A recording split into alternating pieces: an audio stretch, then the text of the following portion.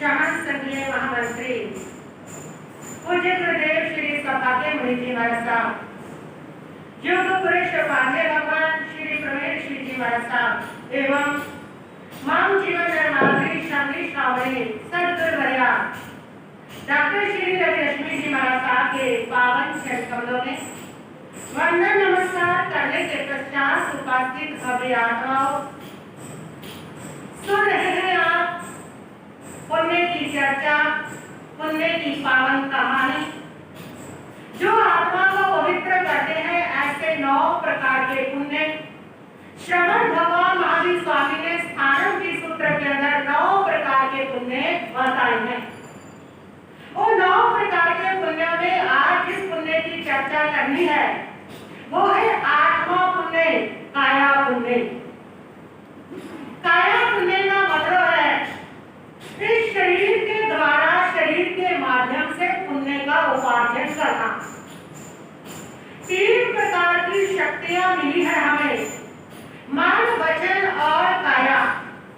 मन सबसे ज्यादा सूक्ष्म है, वचन उससे थोड़ी स्थूल है, काया उससे भी ज्यादा स्थूल है। मन से चिंतन मनन करते हैं, वचन से बोलते हैं और काया से चलना फिरना आदि विभिन्न प्रवृत्तियां करते हैं, गतिविधियां करते हैं, कर्म करते हैं। वचन और जो मन है, ये 2 महाशक्तियां जो है वो सबको नहीं मिलती, ये रिजर्व होता है। ये जो मन है वो सिर्फ संगी जीवों को मिलता है, असंगी को नहीं मिलता। मेढक के पास मन नहीं होता, 5 इंद्रियां होती है, शरीर होता है, मन नहीं होता। इसी प्रकार जो वचन है इंद्रिय जीवों को तो बिल्कुल भी नहीं मिलती है। इंद्रियों को मिलती है, इंद्रियों को, चौंद्रियों को, पंचेंद्रियों को मिलती है, लेकिन बहुत सारे जीवों को सिर्फ ये साधन के रूप में मिलती है। वो खाने का काम करके लेकर शब्दों का प्रयोग करे, ध्वनि का प्रयोग करे, इतना कमजोर उनको ये साधन मिलता है कि वो भी नहीं कर सकते हैं। ये तो रिजर्व को चाहिए, लेकिन काया जो है वो सबको मिलती है, शरीर सबको मिलता है।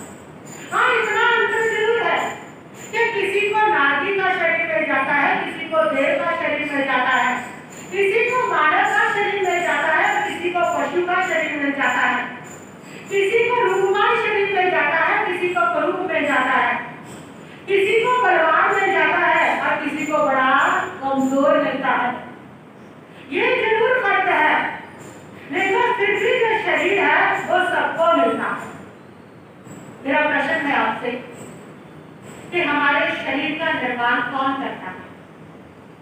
कौन करता है? भगवान करते हैं, देवी देवता करते हैं, माता पिता करते हैं। हमारे शरीर का निर्माण ना भगवान करते हैं, हमारे शरीर का निर्माण ना देवी देवता करते हैं, ना ही माता पिता करते हैं, वे पोषण करते हैं हमारे शरीर का। हमारे शरीर का जो निर्माण है वो हम स्वयं करते हैं। हमारी जीव आत्मा, हमारा चैतन्य वो स्वयं इस शरीर का क्या करता है? निर्माण करता है। अब आप सोचेंगे अगर हमारी आत्मा ने खुद ने इस शरीर का निर्माण करना है तो फिर हम घटिया शरीर का निर्माण क्यों करें? ये पशु जैसा शरीर क्यों बनाया था? जाते रोगी शरीर क्यों धारण करें? क्रूप शरीर क्यों धारण करें? अगर हम ही निर्माण करेंगे, हमारे हाथ में है, हम तो बेस्ट से बेस्ट करेंगे। जब भी हमें मौका मिलेगा तो चूज करो कुछ भी, हम बेस्ट से बेस्ट चूज करते हैं और हम ही निर्माण करते हैं और हम ही ऐसा निर्माण कर लेते हैं। ऐसा क्यों? बिल्कुल सही है, हम बेस्ट ही चूज करते हैं। मान लीजिए आप कपड़ा खरीदने के लिए दुकान पर गए हैं, बाजार में गए हैं, दुकानदार ने आपको कपड़ा दिखा दिया, 50,000 का कपड़ा भी दिखा दिया, 5,000 का भी दिखा दिया, 500 का भी दिखा दिया। आपकी बेस्ट चॉइस है, आप 5,000 का, 50,000 का कपड़ा पसंद करते हैं, लेकिन आप आर्थिक रूप से कमजोर हैं, पैसा आपके पास इतना नहीं है, आपके पास इतना पैसा नहीं है कि 50,000 का कपड़ा खरीद ले या 5,000 का भी खरीद ले, तो क्या करेंगे? कौन सा खरीदेंगे? 500 का। क्यों? बेस्ट चॉइस है आपकी, तो 50,000 वाला क्यों नहीं खरीद रहे? बेस्ट चॉइस है। क्यों? क्योंकि आपके पास पूंजी नहीं है,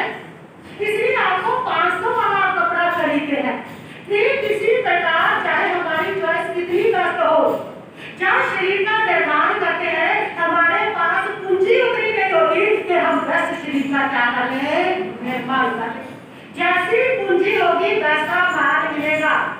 पूंजी आपके पास अच्छी है तो अच्छा माल मिलेगा, और पूंजी कम है तो घटिया क्या मिलेगा, माल मिलेगा। जैसी पूंजी वैसा माल होता है। जैसा कच्चा माल होगा आपका वैसे ही पक्का माल तैयार होगा। मशीन अपने आप में कुछ अच्छा बढ़िया नहीं करती। जैसा माल है, माल अच्छा है तो मशीन अच्छा माल तैयार करेगी, और माल अच्छा नहीं तो मशीन खराब माल क्या करेगी, तैयार करेगी। तो आपका ये जो कर्म है वो आपका कच्चा माल है, और आपका जो वर्तमान देह है वो आपका क्या है, पक्का माल है।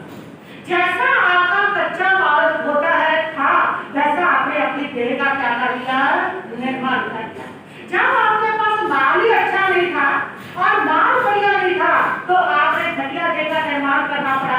आपके पास पुतले ही ऐसे थे कि आपकी देह का निर्माण ट्रेंच का ही हो सकता था, नरे का ही हो सकता था, कमजोर का ही हो सकता था, क्योंकि आपके पास वो माल भी क्या था, ऐसा था।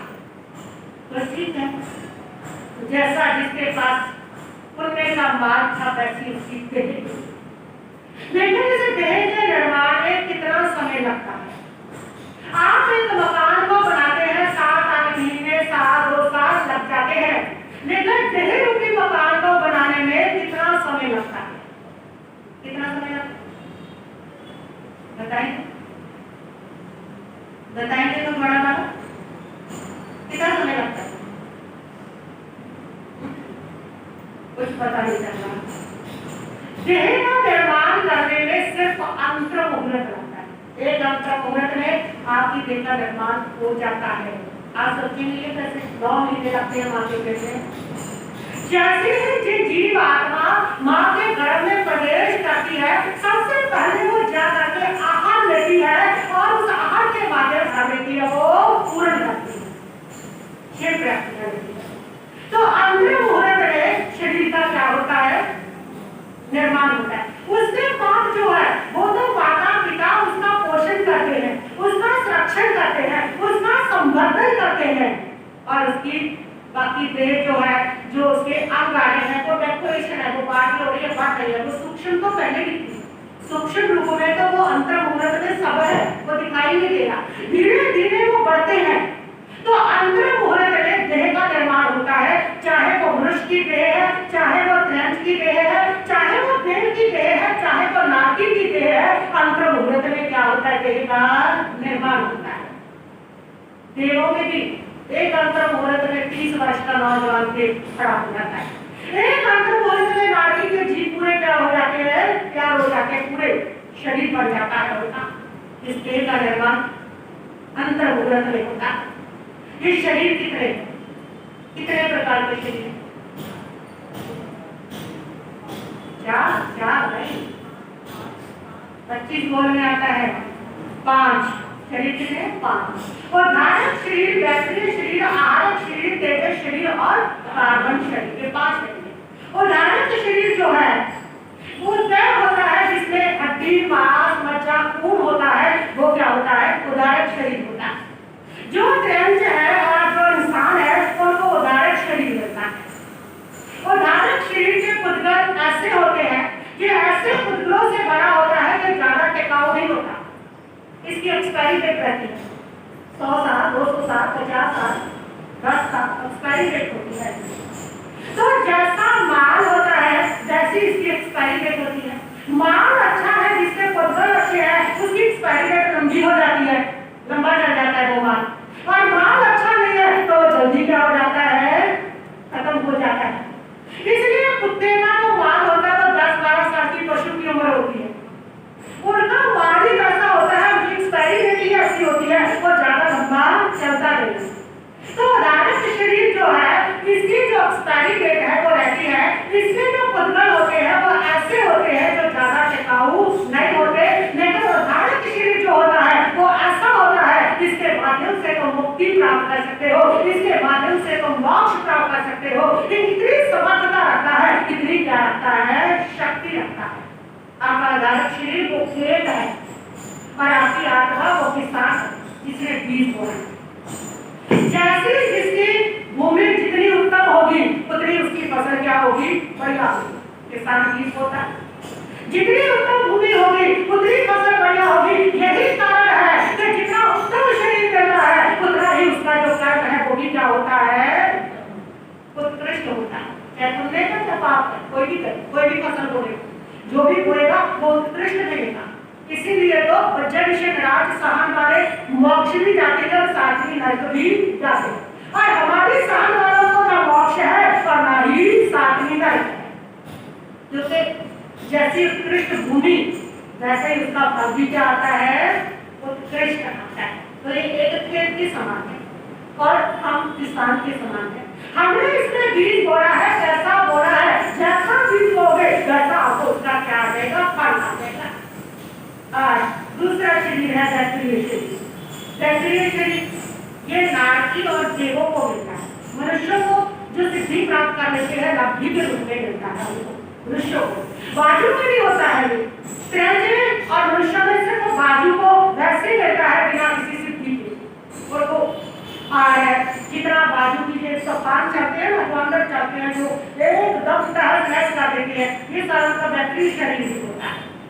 वो दैत्रीय को गुना कर देते हैं। तो ये सब प्रकार जो दैत्रीय शरीर है वो देवों को मिलता है। उस शरीर में ना हड्डी ना मांस मज्जा नहीं होता। वो ऐसे शुभ पुतलों से बना होता है जिसमें ना तो योग होता है उनको, देवों को नाटियों को होता है। ऐसे शुभ पुतलों से देवों का बना होता है। और वो दैत्रीय शरीर शुभ पुतलों से भी बनता है और वो बनता है नाटियों का। तो ये दैत्रीय शरीर वो होता है जिसमें व्यक्ति अनेक रूप धारण कर सकता है। अपने शरीर को कभी छोटा कर दिया, कभी बड़ा कर दिया, कभी उसके 10 रूप जैसे बना दिए। जैसे आप कभी कभी पिक्चरों में देखते हो, छोटा हो गया, बड़ा हो गया। अनेक रूप रावण में बन करके खड़े हो गए, एक को मार दिया, दूसरे को मार दिया, तीसरा आ गया, चौथा से आ गया, पांचवा से आ गया। ये सारा क्या होता है, दैत्रीय लब्धि, दैत्रीय शरीर पाएगी। ऐसे आपने नाना रूप बना देते हैं। तो ये दैत्रीय शरीर। तीसरा होता है आहारक शरीर। ये 14 गुणधारी मुनियों को मिलता है। ये उनको ऐसा शुभ पुतलों से शरीर मिलता है, एक ऐसा शरीर मिलता है 14 गुणधारियों को, कि जब उनको कोई शंका होती है तो अपने शरीर में शुभ पुतलों का एक पुतला, एक हाथ का पुतला निकालते हैं और उसको भगवान के पास शंका समाधान के लिए भेजते हैं। अंतर मुहूर्त नहीं, इधर व्यक्ति को बैठा रखता है कि मुझे आपके वहां करके ध्यान कर रहे हैं प्रश्न का जवाब देने के लिए। और इधर इतने में जहां भी तीर्थंकर विराजते हैं वो वहां देते हैं, कहीं भी है, और वहां से वो उसका जवाब देके तब तक क्या हो जाता है, पहुंच जाता है कीर्ति और गति होती है उसकी। वो आहारिक शरीर। अरे होता है तेजो शरीर। ये तेजो शरीर ये संसारी जीवों के सबके पास रहता है। ये जो आपके शरीर पर तापमान को बना के रखता है, ये जो आपके भोजन के पचाने के काम में आती है, शरीर की वो ऊष्मा, वो गर्मी शरीर की, उसको क्या कहा जाता है, तेजो शरीर कहा जाता है। जिसका तेजो शरीर जितना मजबूत है उसकी पाचन शक्ति उतनी मजबूत है। जिसका तेजो शरीर कमजोर है उसकी पाचन शक्ति भी क्या है, कमजोर है। और ये तेजो शरीर आपके शरीर की तापमान को बैलेंस करके रखता है। जब तेजो शरीर बिगड़ता है तो तापमान बढ़ जाता है या घट भी जाता है। ये तेजो शरीर के ऊपर डिपेंड है। इसलिए जब जीव रवाना होता है तो तेजो शरीर उसके साथ चला जाता है, और जब व्यक्ति बढ़ता है तो उसका शरीर क्या पड़ जाता है, ठंडा पड़ जाता है। क्यों? क्योंकि तेजो शरीर आत्मा के साथ ही चला गया, इसलिए वो शरीर क्या होगा, ठंडा होगा। तो शरीर की गर्मी को जो बना के रखता है वो है आपका तेजो शरीर। और चौथा है कार्य शरीर, कारण शरीर। ये वो शरीर है, ये वो गोडाउन है, आपका वो स्टोर है। यहाँ पर आप अपने कर्मों को संग्रह करते हैं, यहाँ पर उसको स्टोर करते हो सारे। आज तक जितने जन्म मरण हुए हैं, अनंत काल बीत गया जन्म मरण करते हुए, प्रभु कहते हैं जन्म मरण आपके हो गए हैं कि धरती पर एक इंच की जगह नहीं है जहाँ पर हमारा जन्म जब मरण नहीं हुआ, जितना जन्म मरण कर चुके हैं और उसमें जितने कर्म किए हैं वो सारे हमारे गोडाउन में क्या है, स्टोर हो गए हैं। आते रहते हैं, नियमा स्टोर करते रहते हैं, प्राण निकलता रहता है, नियम आते रहते हैं, प्राणों को भूखते हैं, इतने में नियम क्या हो जाता है, ऐड हो जाता है। तो वो कार्बन शरीर है। तो ये सब कार्बन शरीर का जैसा हमारे पास कर्म का वो कच्चा माल होता है, वैसी हमें देह मिलती है, देह का निर्माण होता है। वो देह उदाहरण मिलेगी, वो देह आपको व्यक्ति मिलेगी, ये सारा आपके माल माल के ऊपर क्या है, डिपेंड है। और उस दोनों में भी आपको उत्तमता मिलेगी या निकृष्टता मिलेगी देगी, वो भी आपके माल के ऊपर क्या है, डिपेंड है। इसलिए जो शरीर है वो साधन है, इस साधन का आपको सदुपयोग करना है या दुरुपयोग करना है, ये आपके ऊपर डिपेंड है।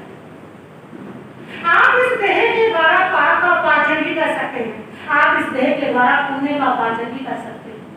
पाप का उपार्जन करेंगे तो दुख पाएंगे और पुण्य का उपार्जन इससे करेंगे तो सुख पाएंगे। पाप जो है वो करने में आसान होता है, हंसते हंसते कर लेते हैं, लेकिन भुगतने में क्या होता है, दर्दनाक होता है। और पुण्य जो होता है वो करने में कठिन होता है। किसी की सेवा करो, देह को कष्ट दो, बड़ा कठिन है, अपनी वस्तु को देना बड़ा कठिन है, करने में कठिन होता है, लेकिन भुगतने में इतना आसान होता है कि उस समय जिंदगी का मजा आ जाता है। ये देह के द्वारा जो लोग इस देह से हिंसा करते हैं, जो लोग इस देह से पाप करते हैं, शुभ कर्म करते हैं और किसी को नुकसान पहुंचाते हैं, वह जो लोग होते हैं वह ऐसा शरीर पाते हैं, जाता नरक का या पशु का शरीर पाते हैं। मानव का भी अगर उनको मिल जाता है तो वह रोगों से भरा हुआ करूब अभद्र ऐसा जो शरीर है उसको धारण करते हैं। और जो लोग इस देह से पुण्य का उपार्जन करते हैं, जो लोग इस देह के द्वारा किसी दुखी की सेवा करते हैं, अपनों की सेवा करते हैं, किसी का भला करते हैं और किसी को बचाते हैं, किसी को जीवन दान देते हैं, ऐसे शुभ कर्म जो इस देह के द्वारा करते हैं वह उत्तम देह को प्राप्त करते हैं। चाहे तो देव की, मनुष्य में भी उत्तम शरीर, निरोग शरीर, मनुष्य में भी सुंदर शरीर, ऐसी उत्तम देह को क्या करते हैं, वो प्राप्त करते हैं। तो इस देह के द्वारा आप जो कर्म करते हो उसको देह के रूप में क्या करना पड़ता है, आपको भुगतना पड़ता है। जैसा आप कर्म करेंगे वैसा भुगतेंगे। इस देह को सेवा में लगाए, इस देह को तप जप में लगाए, इस देह के द्वारा शुभ कर्मों का उपार्जन करे ताकि आगे आपको एक स्वस्थ शरीर, सुंदर शरीर मिले, एक शक्तिमान शरीर मिले, एक अच्छा शरीर मिले, अच्छी देह मिले, जिसके द्वारा आप अपने सारे पाप कर्मों को उखाड़ सको। इस देह के द्वारा जो कष्ट सहन करते हैं ना, वो भी इस देह के द्वारा पुण्य का उपार्जन करते हैं। जो दूसरों के समभाव से, यूं तो सभी कष्ट सहन करते हैं, समभाव से कष्टों को सहन करते हैं। और समभाव से कष्ट सहन किया था दस्यु को मारिए, दस्यु कमाल के सिर के ऊपर अंगारे रख दिए सोमर ब्राह्मण। ज्ञान का प्रतिज्ञा की हिलना नहीं, अपनी प्रतिज्ञा को निभाने के लिए जरा भी विचलित नहीं होते। सारा शरीर जल जाता है, पूरा दिमाग जल जाता है, सिर जल जाता है, लेकिन दस्यु कुमार जरा भी हिलते नहीं। उस कष्ट को, देह के कष्ट को सहन किया और दस्यु कुमार मुक्ति का सुख पा लिया। देह से पुण्य का उपार्जन किया बाहुबली। पूरे भर में 500 मुनियों को गोचरी पानी दिल्ली लाने का जिम्मा उठाया था बाहुबली की जी ने, कि मैं करूंगा ये सेवा। दिल्ली 500 मुनियों की गोचरी पानी लेने के लिए कितना समय लगता होगा, कितना नगर घूमना पड़ता होगा, कितना प्रसाद लगता होगा, लेकिन दिल्ली को कृष्ण भाव के साथ करते थे। इसलिए वो बाहुबली बने। इतना बल उन्होंने पाया कि भक्त चक्रवर्ती जी उनके सामने क्या हुए, ये उन्हें क्या था, देह से बाहुबली के जीव नंदी शैल मुनि ने इस देह से पुण्य कमाया, सेवा सेवा भाव के द्वारा। नेक रखते जीव ने इस देह के द्वारा पुण्य कमाया, कबूतर के प्राणों की रक्षा करके। जैसे वो भेड़ जो था, जो कबूतर का के पीछे पड़ा था बाज बन करके, और वह जो कबूतर है वो जैसे नेक रखती जोड़ी में आता है और बाज कहता है कि राजा ये मेरा भोजन है, मुझे दे दो। फिर राजा कहता है मैं शरण में आए हुए जीव को तुम्हें नहीं दूंगा, तुम इसको मार दोगे, तुम इसको खा जाओगे। वह कहता है तुम इसकी तो रक्षा कर रहे हो, लेकिन जो मैं भूखा मर रहा हूँ, मेरे प्राणों की रक्षा की तुम्हें कोई परवाह नहीं है। और वे धर्म संकट में पड़ते हैं, यदि नहीं देता तो ये भूखा मरता है, देता हूँ तो ये मरता है। ऐसे समय में क्या करें, क्या करें? खुद का सैक्रिफाइस करो ऐसे समय में। और मैंने यही किया, ऐसे समय में अपनी देह का सैक्रिफाइस कर दिया। उसने कहा ठीक है, तेरी भी रक्षा होगी, इसकी भी रक्षा होगी, मैं खुद की देह का सैक्रिफाइस करूंगा और मैं खुद बैठ के अपने शरीर से उतना जितना उसको चाहिए उतना तोड़ के दे रहे हैं, उसको मूत्र के बराबर है। और वो पेट की माया थी, मूत्र का कचरा तो भारी भारा, और एक बाजू चीज 2 3 4 अंग चीरे नाचने में गाना खुद बैठे उसने, मैं नहीं तू मेरे को सारे को क्या कर ले, अरे अपनी भूख हटा। तब देवता सामने आया और उसने नमस्कार की, धन्य है तुम्हारी करुणा, धन्य है तुम्हारी दान वृद्धि, धन्य है तुम्हारी दयालुता। और मेघनाथ ने अपने शरीर का वो सैक्रिफाइस करके थक्कर गोत्र का बंध किया है।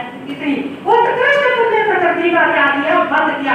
ऐसे उत्कृष्ट तुमने प्रकृति, वो मेघनाथ जो राजा है भगवान शांतिनाथ बनते हैं, ऐसे उत्कृष्ट तुमने की प्रकृति उन्होंने बंध की देह का सैक्रिफाइस करके। जब महामारी फैली तो भगवान गरण में थे मांगे, और तब जोशी ने बताया कि भगवान की माँ भी अगर सारे नगर पे दृष्टि डाले तो महामारी खत्म हो जाएगी, और जब माँ ने सारे नगर पर दृष्टि डाली तो सारी महामारी क्या होगी, खत्म होगी। इस देह के द्वारा पाप का बंधन किया सोमल ब्रह्म ने, के ऊपर अंगारे रखा है और नर को प्राप्त किया। इस देह के द्वारा पाप का बंधन किया नागश्री ब्राह्मणी ने, एक मुनि को परमात्मा बहरा रहे, और उसने नर का क्या महान कर्मों का बंधन किया इस देह के द्वारा। इस देह के द्वारा आप शुभ कर्म करें, पुण्य का पाचन करें, तप करें, जप करें, कोई कष्ट है तो समता के साथ सहन करें, उससे भी पुण्य का पाचन होता है। दीन दुखियों की सेवा करें, लेकिन दीन दुखियों की सेवा से पहले मैं कहूंगी कि घर के अंदर अपने माँ बाप की सेवा करें, उससे भी पुण्य का क्या होता है, उपार्जन होता है। अगर घर में माँ बाप की सेवा नहीं हो रही और बाहर आप दुनिया की सेवा कर रहे हैं तो सेवा आपकी पखंड बन जाती है। कहते हैं माँ बाप की सेवा को छोड़ के किए हुए सारा धर्म कर्म पुण्य जब सब व्यर्थ होते हैं। क्यों? क्योंकि माँ बाप के अनंत उपकार होते हैं इंसान के ऊपर, जो अपने उपकारों का ऋण नहीं चुकाता उसका सारा धर्म कर्म क्या होता है, व्यर्थ होता है। पहले उनका ऋण तो चुकाओ, जितना ऋण चढ़ाया है माँ बाप का, जितना माँ बाप के उपकार, एक ठंडी रात की रुत का उपकार भी हम माँ बाप की सेवा का नहीं दे सकते। बचपन में जिस तरीके से उन्होंने जन्म दिया, जैसा हमारा पालन पोषण किया, जिस तरीके से हमारे नखरे सहन किए, जिस तरीके से हमें संभाला, वो उपकार माता पिता के कभी दिए ही नहीं जा सकते हैं। भगवान भावी स्वामी ने तो यहाँ तक कहा कि इंसान यदि अपने चमड़े की जुतियां बना बना के माता पिता को पहनाए तो भी वह अपने माता पिता के उपकारों से, उनके दिल से ऋण नहीं हो सकता है। इतने उपकार माता पिता के होते हैं। तो सबसे पहले आप अपने माता पिता की जब सेवा करते हैं तो आप उस काया से क्या करते हैं, पुण्य का उपार्जन करते हैं। ऐसा पुण्य का उपार्जन करते हैं, उस सेवा से आपको दिव्य शरीर मिलता है, स्वस्थ शरीर मिलता है, उस सेवा से आपको निरोगी शरीर मिलता है और सुंदर शरीर मिलता है और महान पुण्य आपको प्राप्त होता है। अपने माता, जिन घरों के अंदर माता पिता रो रहे हैं ना, जिन घरों में माता पिता के आंसू बहते हैं, वे घर कभी विकास नहीं कर पाते। अगर कुछ पुण्य जोड़ मारने थोड़ा विकास कर भी है तो कुछ समय के बाद ऐसे जो परिवार होते वो दौड़ आते ही आते हैं, क्योंकि जहाँ उपकारी माता पिता थे तो उपकारों की कदर नहीं होती, वहां पर पुण्य कभी ठहरा नहीं करता।